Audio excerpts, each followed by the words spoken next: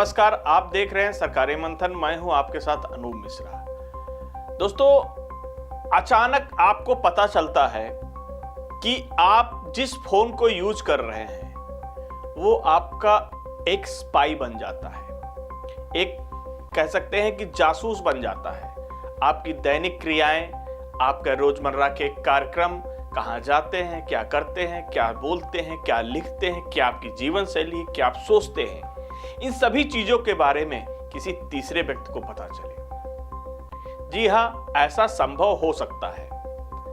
हम आज आपको एक ऐसी कहानी सुनाते हैं जो आपको इसको समझने में बहुत मदद मिलेगी। इजराइल के बारे में हम सभी जानते हैं। दोस्तों, इजराइल के एक स्कूल में 3 दोस्त पढ़ा करते थे, जिनमें एक का नाम था न्यू, दूसरे का नाम था सेलेव और तीसरे का ओमरी। साल 2010 में इन तीनों ने मिलकर एक कंपनी बनाई जिसका नाम था एनएसओ ग्रुप। उन्होंने एक ऐसा प्रोडक्ट बनाया जो मोबाइल कंपनियों के कस्टमर केयर वालों की मदद करता था। उनका आइडिया यह था कि अगर आपके फोन में कोई खराबी है तो सर्विस सेंटर वाला दूर बैठे बैठे आपके फोन को कंट्रोल में ले सकता है और उसे ठीक कर सकता है। जैसे कि आपने अक्सर देखा होगा कि एनी डेस्क वगैरह पे एक कंप्यूटर को ले लिया जाता है कहीं दूर बैठकर, और उसमें जो छोटे मोटे कार्य होते हैं वो कहीं बाहर बैठकर एक तीसरा व्यक्ति कर सकता है। उसी तरह ये भी आता है।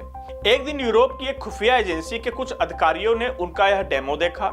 उन्होंने इन तीनों दोस्तों से कहा कि हमें तुम्हारे फोन ठीक करने वाले टूल में कोई दिलचस्पी नहीं है, लेकिन यह जो तकनीक है जिससे तुम दूर बैठे किसी के फोन में घुस जाते हो, क्या तुम इसे ऐसा बना सकते हो कि फोन के मालिक को पता भी न चले? फिर क्या था दोस्तों, यहीं से उन तीनों दोस्तों के दिमाग की बत्ती जल उठी और उन्होंने उसके बारे में काफी गहराई से सोचा और उन्हें एहसास हुआ कि कस्टमर सर्विस की दुनिया में नहीं बल्कि जासूसी की सोने की खदान पर वो बैठे हुए हैं। उन्होंने उसके बाद एक ऐसा प्रोग्राम बनाया जो किसी के भी फोन में बिना बताए एक मिस्ड कॉल पे घुस जाता था, और इस सॉफ्टवेयर का नाम था पेगासस।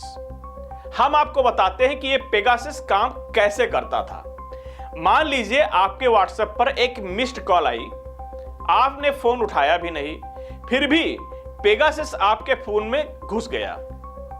घुसने के बाद वह उस कॉल लॉग को खुद ही मिटा भी देगा ताकि आपको उसके आने की भनक भी न लगे। यह इतना ताकतवर था कि सिर्फ एक व्हाट्सएप कॉल के जरिए दुनिया के सबसे सुरक्षित माने जाने वाले आईफोन्स को भी हैक कर सकता था।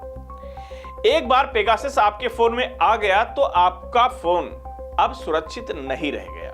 दोस्तों, हम सोचते हैं कि व्हाट्सएप के मैसेज सुरक्षित हैं, लेकिन पेगासस मैसेज को एन्क्रिप्ट होने से पहले ही, यानी कि जब आप व्हाट्सएप पर टाइप कर रहे होते हैं, पढ़ लेता है। यह आपके फोन का कैमरा और माइक कभी भी चालू कर सकता है। यानी आप बेडरूम में हो या मीटिंग में हो, कोई दूर बैठा आपकी बातें सुन रहा है या देख रहा होता है। आप कहां जा रहे हैं, किससे मिल रहे हैं, यह सब लाइव ट्रैक होता है। धीरे धीरे एनएसओ ग्रुप ने अपनी यह तकनीक दुनिया भर की सरकारों को बेचना शुरू कर दिया। उनका कहना था कि वे दुनिया से आतंकवाद और अपराध को खत्म कर रहे हैं। दोस्तों, पेगासस का एक मशहूर किस्सा यह भी है कि लोग तो अपराध को रोकने के लिए काम कर रहे थे। ऐसा दावा है कि मैक्सिको के कुख्यात ड्रग माफिया एल चापो को पकड़ने में पेगासस ने मदद की थी। सरकारें खुश थी, एनएसओ ग्रुप पैसा छाप रहा था और वो खुद को दुनिया का रक्षक मान रहे थे। अब ये सब चुपचाप चल रहा था, तभी साल 2021 में दुनिया भर के 17 मीडिया संस्थानों ने मिलकर एक जांच की जिसे नाम दिया गया प्रोजेक्ट पेगासस। उन्हें एक लीक हुई लिस्ट मिली जिसमें 50,000 से ज्यादा फोन नंबर थे। जब इस लिस्ट की जांच हुई तो पता चला कि जिन सरकारों ने आतंकवादियों को पकड़ने के नाम पर यह सॉफ्टवेयर खरीदा था, वे असल में अपने ही देश के पत्रकारों, जजों, मंत्रियों और सामाजिक कार्यकर्ताओं की जासूसी कर रहे थे। इस खुलासे के बाद एनएसओ ग्रुप पूरी दुनिया में बदनाम हो गया। अमेरिका ने उसे ब्लैकलिस्ट कर दिया। जो कंपनी कभी आतंकवाद से लड़ने का दावा करती थी, वह आज लोकतंत्र के लिए खतरा मानी जाने लगी। अब यहां पर हम बात करते हैं भारत की। 2021 में मोदी सरकार पर विपक्ष ने आरोप लगाया कि सरकार ने पेगासस का प्रयोग विपक्ष के नेताओं और मंत्रियों और यहां तक कि जजों की जासूसी करने के लिए इजराइल के NSO ग्रुप से खरीदा है। लेकिन सरकार ने कभी भी इस बात को स्वीकार नहीं किया। ऐसा कुछ हुआ था कि जब यह विरोध ज्यादा बढ़ गया तो मामला सुप्रीम कोर्ट पहुंचा और सुप्रीम कोर्ट ने इसकी जांच के लिए एक कमेटी का गठन किया। वर्तमान में इस कमेटी ने अपनी रिपोर्ट सुप्रीम कोर्ट को सौंप दी है, लेकिन अभी तक कोर्ट ने इसे गोपनीयता का हवाला देते हुए सार्वजनिक नहीं किया है। अब आते हैं वर्तमान में कि यह पेगासस का मुद्दा फिर से सुर्खियों में क्यों आ गया है। दरअसल भारत सरकार ने दूरसंचार विभाग ने एक एप्लीकेशन लॉन्च किया है जिसका नाम है संचार साथी। भारत सरकार का यह दावा है कि जिन भी लोगों के फोन खो जाते हैं उनको ढूंढने के लिए इस ऐप का प्रयोग किया जाएगा। फोन के IMEI नंबर की मदद से खोए हुए फोन को ब्लॉक किया जा सकता है। इसके अलावा सरकार ने सभी फोन बनाने वाली कंपनियों को भी ये आदेश दे दिया है कि इस ऐप को फ्री इंस्टॉल किया जाए, यानी कि जब आप फोन खरीदेंगे तो ये ऐप पहले से ही फोन में मौजूद रहेगा।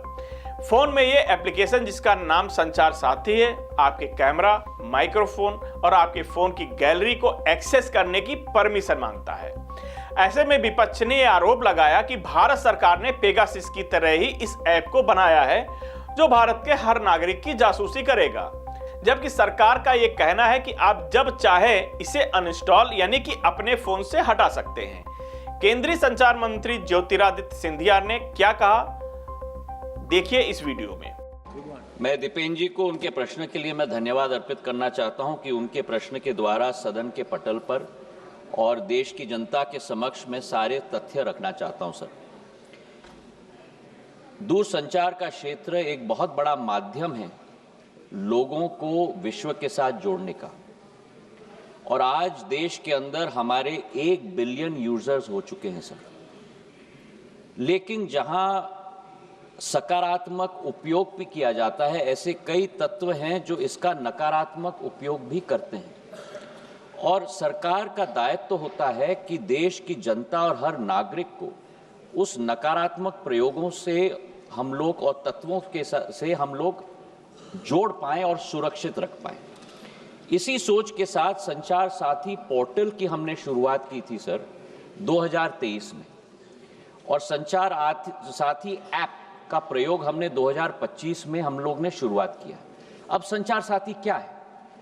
संचार साथी एक ऐसा ऐप है जिसके आधार पर जन भागीदारी के आधार पर आज देश की एक एक जनता और नागरिक अपने आप को सुरक्षित रख सकता है फ्रॉड से, स्टोलन मोबाइल से, अपने स्टोलन मोबाइल को रिकॉर्ड कर सकता है, रिपोर्ट कर सकता है।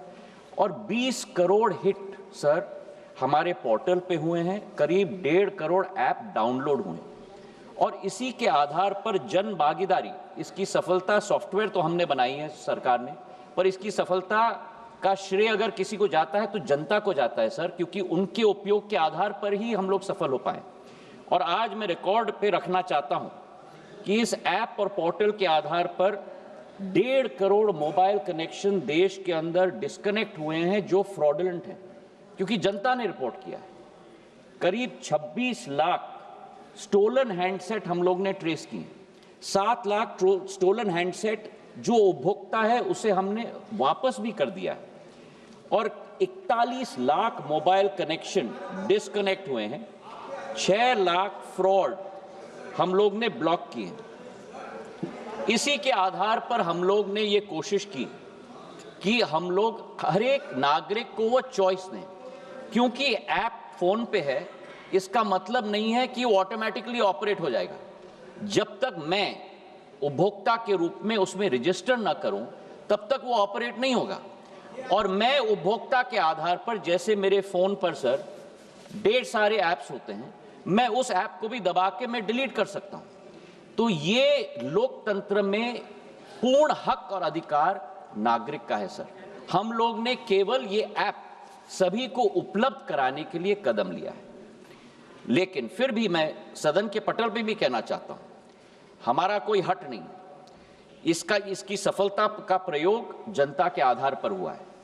फीडबैक हमें मिलेगा, उस फीडबैक के आधार पर अगर उस ऑर्डर में भी हम लोगों को कोई चेंज लाना है उसके लिए भी हम लोग तैयार हैं। ये मैं अवश्य कहना चाहता हूं कि इस ऐप के आधार पर न स्नूपिंग संभव है न स्नूपिंग होगा। प्रधानमंत्री नरेंद्र मोदी जी की सरकार देश की जनता के हाथों में अधिकार देना चाहती है ताकि वे अपने आप को सुरक्षित रख पाए।